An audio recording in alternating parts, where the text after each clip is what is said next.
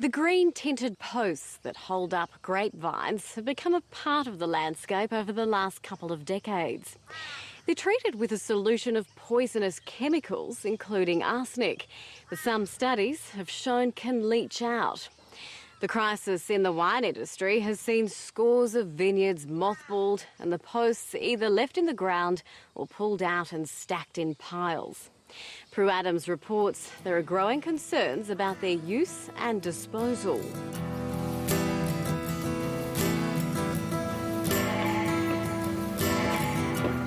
The mid-1990s was boom time in the Australian wine industry. Over a decade, there was a trebling in grape production, and holding up all the trellises were timber posts, countless millions of them. The green-tinged posts are impregnated with arsenic to kill termites, copper acting as a fungicide, and chromium to fix the chemicals in place. It's known by the sum of its parts, CCA. CCA is probably one of the most robust wood preservatives we've got. It's been around since the 1930s. It takes care of all forms of decay, all forms of insect attack, including termites, and it also actually improves the weatherability of treated timber. Harry Greaves heads up the Timber Preservers Association, representing scores of companies that treat posts, construction timber, decking and play equipment with all types of preservatives. While more environmentally friendly treatments are being introduced, CCA is widely considered the most effective and economical.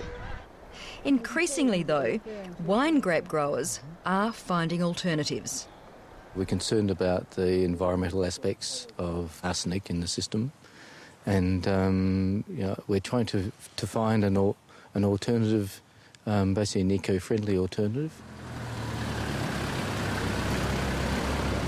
Henschke Cellars in the Barossa Valley is run along organic principles.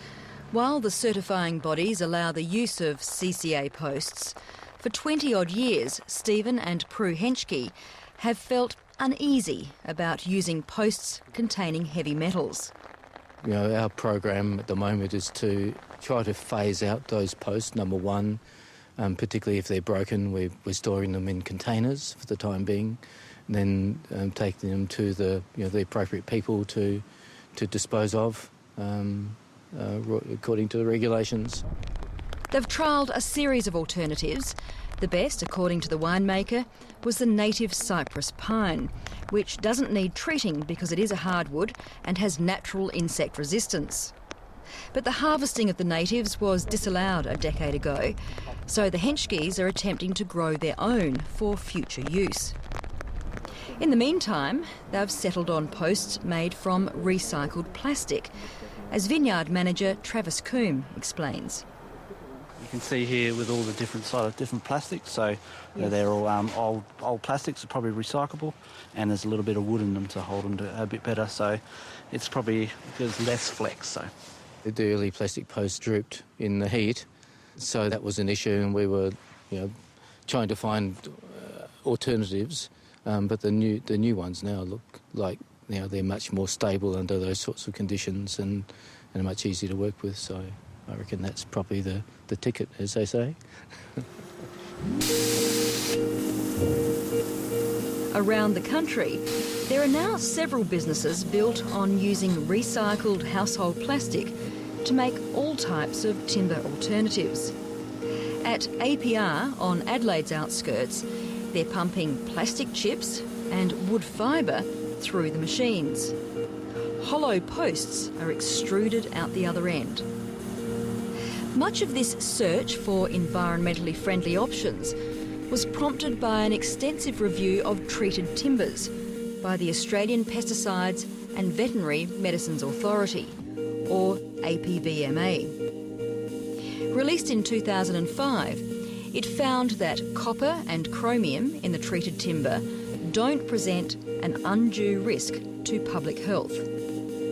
But the level of risk from timber-sourced arsenic is less certain. The review recommended that children's play equipment domestic decking and garden furniture not be built from arsenic-treated timber. When it came to vineyard posts, it was a little inconclusive, but there was no evidence to suggest that the vines would be contaminated. Although the APVMA did recommend handling the posts with gloves, and also acknowledged that small amounts of copper and arsenic do leach into the soil. The APVMA conducted a very good, detailed review of CCA. The literature that they reviewed was extensive. They could find no, quote, compelling evidence that CCA-treated timber poses an undue risk to public health. But they took a precautionary outcome, and that's the bit I would probably challenge them on. The timber preservers haven't lost all their business as a result of the review. They can still treat timber with more benign, but often more expensive solutions, such as creosote and copper azole. Harry Greaves is a little bemused, though, that in New Zealand, where the same international literature was reviewed, a different approach was taken. In New Zealand, which incidentally is the biggest per capita user of treated timber in the world, in New Zealand there are no restrictions whatsoever on CCA. And the New Zealand Environmental Risk Management Association reviewed the same data as all these other jurisdictions did and concluded there was no evidence to stop using it. In other parts of the world, there have been restrictions. In the United States, there's been a voluntary phase-out of CCA-treated timber in domestic situations. The Canadian Authority has adopted a similar approach. And the European Union has decided CCA should be restricted to industrial installations. While the use of the arsenic-treated timber has raised some questions, perhaps the bigger concern is what to do with the timber once it has outlived its usefulness. The treated timber posts are designed for roughly a 30-year life, but in recent times vineyards have gone over to machine picking and machine pruning, and this does shorten the life of the post. So some of the smaller, less strong posts are being damaged within about a 3 to 5 year period after being put in. At Zero Waste in Adelaide, John Blumson has been working closely with the wine industry to find solutions to the growing on-farm mountains of broken posts. This is what shouldn't be done with them, but usually is. The Wine Industry Association has issued a series of guidelines as to how to dispose of unused or broken posts. They need to be elevated and out of water catchment areas. They certainly shouldn't be burned, and ideally they should be encased in waterproof containers or sent to a waste receival depot that is equipped to deal with them. With Oxford Landing and Yalumba, the environmental side of what we do is very important, and the issue to us was we could see 10 years back that we were going to have an issue getting rid of these CCA posts. We couldn't bury them, we couldn't burn them, the councils didn't want to know about us. The broken and removed CCA posts are stacked chest high at Oxford Landing in the South Australian Riverland. Importantly, they're kept off the dirt, but will need to be disposed of in a secure waste depot. The operations manager here, Marty Burnell, is pretty much fed up with them, not just because they're difficult and expensive to get rid of, but also because they often snap under the pressure from mechanical harvesters and pruners. This whole row has had to be supported by steel pickets. They weren't built to the standard that we needed, and as soon as one or two start breaking, then the whole lot start falling over, and of course we can't take the posts out because as soon as we take them out we've got to get rid of them. So this wine industry veteran believes the posts treated during the 1990s weren't made to spec, and the whole grape growing industry has relied on an inferior product. The boom of the industry, and I think at that stage the pine industry or the post industry was struggling to keep up. So I think within that stage, I think that the posts then became inferior to where they were prior to 1990s. Surprisingly, to a point, the timber preservers agree. Well, I think there was such a demand for posts that maybe some of the treaters were taking shortcuts. At Oxford Landing, the CCA posts are progressively being removed and a range of different systems trialled. Creosote is natural, but it's found to get tacky in the heat and can burn the handler's eyes and hands. It smells pretty awful too. Plastic posts have been too bendy, and completely steel hasn't been the answer either, because the strainers lift out of the ground. So the answer they've hit on is this: steel star droppers anchored with thick creosote-treated strainers. The droppers cost up to $20 each, around twice the price of CCA posts. But it's hoped they won't need to be replaced.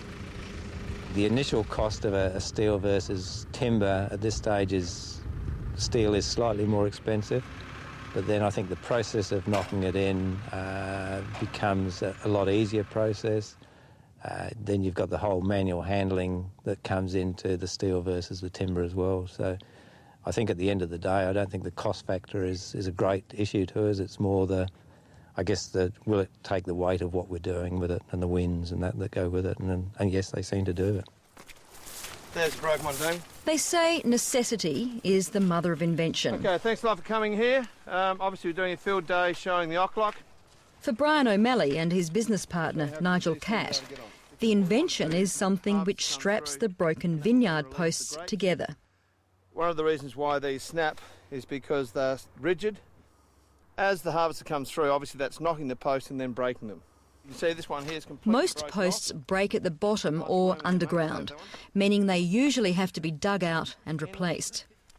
This contraption is called an Ocklock.